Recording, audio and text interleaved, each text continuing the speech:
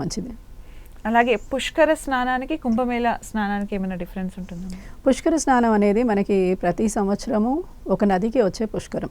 పుష్కరము అనేసరికి ఏంటంటే పుష్కరుడు గంగాదేవి ప్రతి నదిలో ప్రవేశిస్తుంది. ఏ నదికి పుష్కరం వస్తుందో ఆ నదిలో గంగాదేవి ప్రవేశిస్తుంది పుష్కర కాలంలో 12 రోజుల్లో మాత్రమే.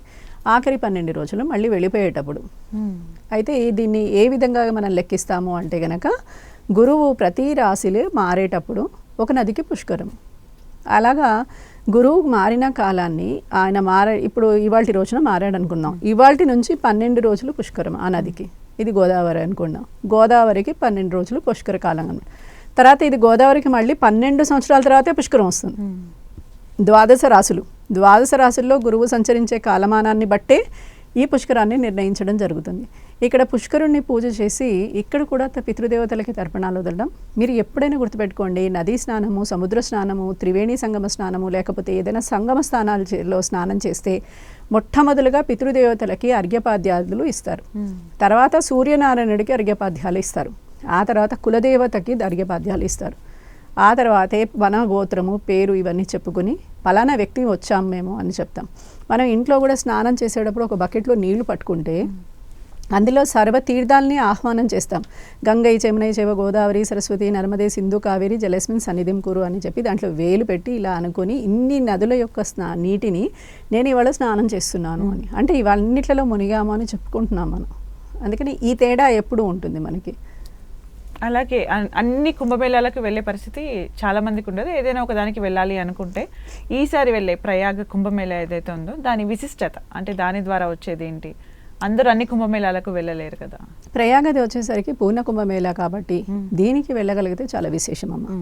ఎప్పుడూ కూడా మనము మానవుని యొక్క దృష్టి ఎలా ఉంటుందంటే పుణ్యాన్ని సముపార్జించాలి, అలాగే పాపాన్ని ఎన్ని జన్మల్లో చేసిన పాపమో మనకి తెలియదు, దాన్ని వదులుకోవాలి.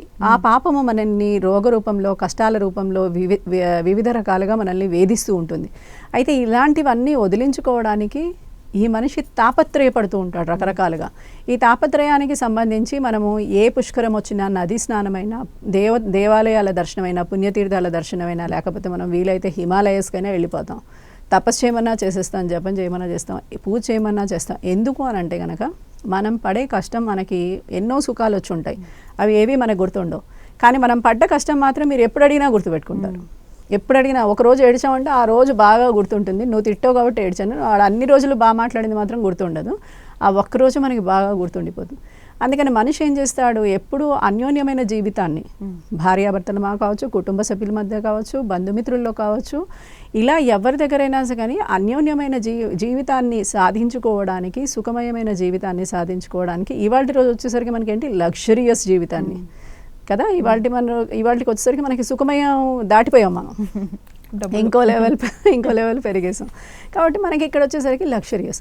దీనికోసం మనం ఎక్కడికైనా వెళ్ళి పూజ చేయడానికి రెడీ అయిపోయాం, ఏ పూజ అయినా చేయడానికి రెడీ అయ్యాం. కానీ ఏది చేస్తే మనకి మంచి జరుగుతుంది అనేది మనము జ్ఞానాన్ని సముపార్జించడానికి ప్రయత్నం చేయట్లేదు. ఈ జ్ఞానాన్ని సముపార్జించాలి అని ప్రయత్నం చేస్తే మాత్రం ఇలాంటి కుంభమేళాల్లో వెళ్ళి స్నానం చేయాలి. అలాగే అక్కడికి వెళ్ళని వాళ్ళు వృద్ధులు అయి ఉండొచ్చు, చిన్నపిల్లలు అయి ఉండొచ్చు, వాళ్ళకి నీళ్లు తీసుకొస్తారు కదా బాటిల్స్లో, అదే ఫలితం దక్కుతుందా? ఖచ్చితంగా.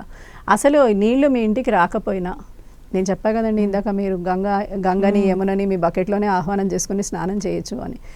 ఎప్పుడూ కూడా మీరు పవిత్రీకరణ ఎలా జరుగుతుంది? మంత్రంతో పవిత్రీకరణ జరుగుతుంది, లేదు నదితో పవిత్రీకరణ జరుగుతుంది, నదిలో స్నానంతో. మనం పూజారులు అంతా ఉన్నారండి అక్కడ, బాగా పూజారులను పెట్టారు. కాశీ నుంచి మొత్తం అక్కడ ఉన్న యూపీ నుంచి ఉన్న వాళ్ళందరూ అక్కడే వచ్చి అక్కడే పూజల్లో పార్టిసిపేట్ చేసేటట్టుగా చాలా మంది బ్రాహ్మణులు మరింత పవిత్రతని తీసుకొస్తున్నారు. మళ్ళీ అది కుంభమేళాని మొదలు పెట్టే రోజు కూడా దానికి విశేషంగా పూజలు నిర్వహించారు.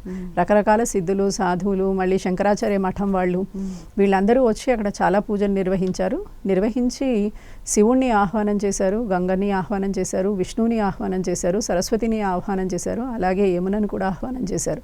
ఈ 3 నదుల్లో కనుక స్నానం చేస్తే వచ్చిన వాళ్ళందరికీ కూడా సకల దోషాలు పోవాలి అని చెప్పి, వీరందరూ బాగుండాలి, లోక కళ్యాణం జరగాలి, ఈసారి మనకు వచ్చే ఈ కుంభమేళా వల్ల లోకంలో ఎంతమంది వచ్చినా ఎక్కడి నుంచి వచ్చినా అందరికీ కళ్యాణం జరగాలి. కళ్యాణం అంటే ఏంటి, పెళ్ళి అవ్వడం కాదు, కళ్యాణం అంటే మంచి జరగడం, అందరికీ కళ్యాణం జరగాలి. ఈ కళ్యాణం జరిగినందువల్ల వాళ్ళు ఇంకొకరికి కొంతమందికి చెప్తే మళ్ళీ వాళ్ళు కూడా వచ్చి అయ్యో మా కష్టం నెరవేరింది కాబట్టి మీరు కూడా వెళ్ళండి, మీ కష్టం కూడా తీరుతుంది అంటే కనుక వీళ్ళు కూడా వస్తారు. అలాగా చాలామంది వెళ్ళే అవకాశం ఉంటుంది కాబట్టి ముందే పవిత్రీకరించారు అంతా.